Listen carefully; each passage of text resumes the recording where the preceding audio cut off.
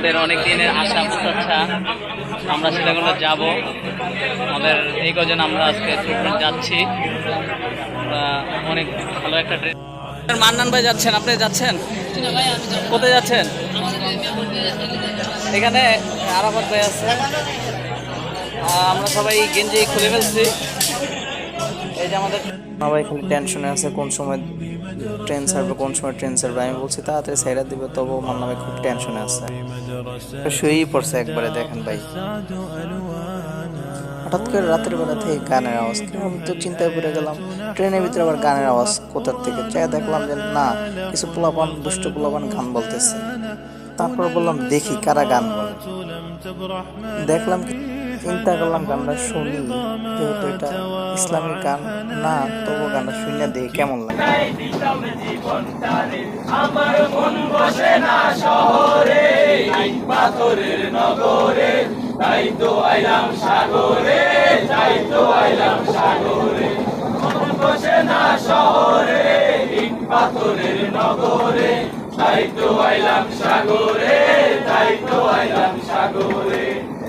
তারপর মোরা চিন্তা করলাম মোরও একটা গজল গাই, দেখি পারেনি। মান্না বললো ভাই একটা গজল গান। তারপর আমি একটা প্র্যাকটিস করলাম, দেখেন আপনি একটু শুনে দেখেন কেমন লাগে।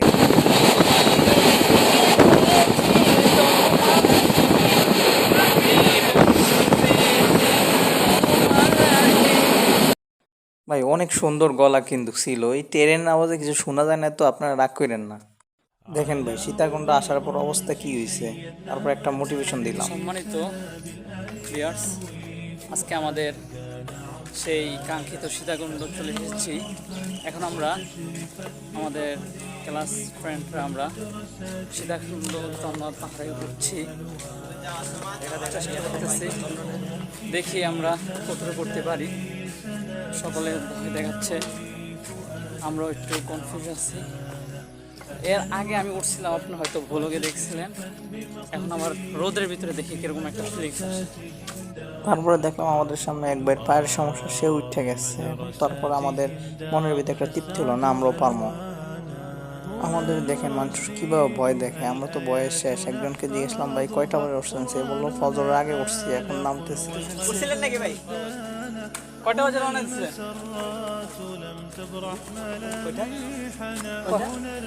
আমি হোসেনরে বললাম আমার একটু ছবি তুলে দে, ভালো করে তুলতে পারলো না, মেজাজটা গেল গরম।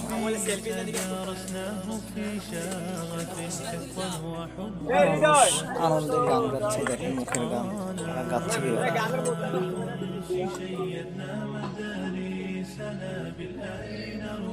গভীর অরণ্যে আমরা, চারদিক দিয়া গাছের আওয়াজ, পাখিদের আওয়াজ, কিচিরমিচির, অনেক একটা সুন্দর।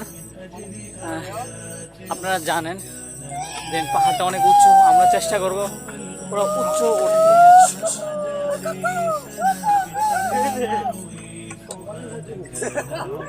দেখেন ভাই কত সুন্দর পাহাড়, আল্লাহ তাআলার সৃষ্টি কত সুন্দর ভাই, অনেক সুন্দর। আপনারা যারা জানেন না তারা কম খরচে একদম সীতাকুণ্ড যে আল্লাহ তাআলা নিয়ামত দেখে আসতে পারেন। মান্না ভাইরা বললাম যে ভাই গেঞ্জিটা খুললে, জামাটা খুললে আসেন, জামাটা খুললে আসেন। মান্না ভাই বললাম না জামা খুলবো না, আমি জুব্বা লয়ে উঠবো। তখন দেখেন কান্দে চলে যেতেছে। অবশেষে জন্মে একটা পাইয়া মোরা একদম হইয়া পড়ছি। দেখেন ভাই মোর চেহারার অবস্থা কি অবস্থা, একদম শুকাইয়া পড়ছে, এখন একবার হইয়াও পড়বো। টাকার চিন্তা করি না ভাই, ভিজলে ভিজো, আগে শরীর ভিজাই ভাই। বৃষ্টি যেহেতু নাই, তবে দেখেন এই প্রচন্ড গরম, 2 দিন যাবত বৃষ্টি হচ্ছে না। হুসাইন ভাই মোরে অনেকক্ষণ ধরে কইতাছে দে আমার একটু মোবাইলটা দে, আমি একটু ভিডিও করি। ওটা বললাম দিলাম, দেখি কি কয়। আমরা এই গরমের মধ্যে আমাদের ছাত্র ভাইদের নিয়ে আমরা ঘুরতে আসছিলাম সীতাকুণ্ড। অনেকদিন যাবত শুনছিলাম যে অনেক বলে সুন্দর জায়গা, আসলে সুন্দর। দেখেন আমার ছাত্র ভাই সবাই আসছে, আশরাফ ভাই আছে, আহমদ ভাই আছে, এই যে আমাদের মেশকাত ভাই আসলে ক্লান্ত হয়ে গেছে, সে আমাদের নিয়ে আসছে রাহাবার হিসাবে, কিন্তু সেই ক্লান্ত হয়ে পড়ছে। ঝর্ণা শেষ করে এখন আবার পাহাড়ের দিকে উঠছি, হাঁটি হাঁটি পা পা করে।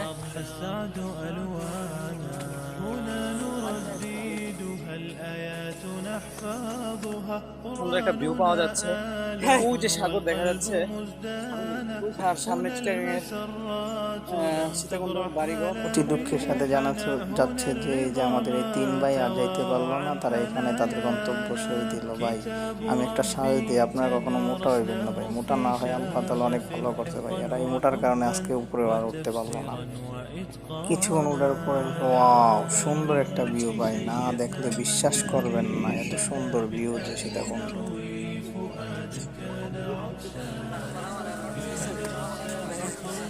মাশাআল্লাহ, আমরা প্রায় 800 ফিট দূরে আসলাম উপরে, কাছাকাছি। এখান থেকে 800 ফিট উপরে আসছি। এখন এখান দিয়ে আমরা যাবো, যাওয়ার পরে আপনারা হয়তো দেখতে পাচ্ছেন যে আমরা ওই উঁচায় উঠবো। ওখানে আমরা অবশ্যই অনেক কাঙ্ক্ষিত সীতাকুণ্ড পাহাড়ে। ভাই ওঠার পরে আমাকে অবস্থা দেখেন, এক একজনের কি অবস্থা আপনাদেরকে একটু দেখাচ্ছি। মগজে বাপ মনে হয় মোরা এবারও জয় কইরা খেলছে, একজন গেঞ্জি মেঞ্জি খুললা বইয়া রয়েছে উদাম। ভাই ওঠার পর সবচেয়ে যে জিনিসটা খারাপ লাগলো যে এত উপরে উঠলাম, এত কষ্ট করে, একটা মসজিদ থাকলে অনেক সুন্দর লাগলো, কিন্তু ওইটা দেখে যে মন্দির মানে কি বলবো। যা তারপর রাগ করে নামিয়ে গেলাম।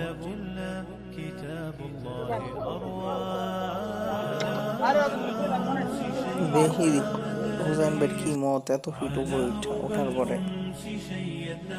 করতে পারছি আলহামদুলিল্লাহ, আল্লাহ পাকে শুকরিয়া।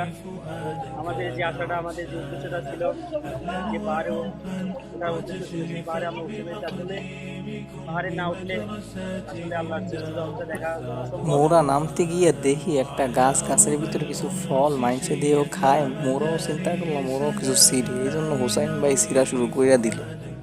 ও মা দেখি মান্নান ভাই কমের তেন জানি আবার কিছু ফল ছিঁড়ে আনলো, যাক মজা করে খাইলাম, ভালোই লাগলো। অবশ্যই তাড়াহুড়া করে নাইমে গেলাম, কেননা ওই আমাদের কিছু ভাই নিচের থেকে আসতে পারে নাই, তারা আমাদেরকে বারে বারে ফোন দিতেছে, কেননা তাদের মনের ভিতরে হিংসামি লাগতেছে যে তারা উঠতে পারে নাই, আমরা উঠছি, স্বাভাবিক এটাই ভাই। এর ফাঁক দিয়ে মান্নান ভাই কি দৌড় দেয় দেখেন ভাই, এত বড়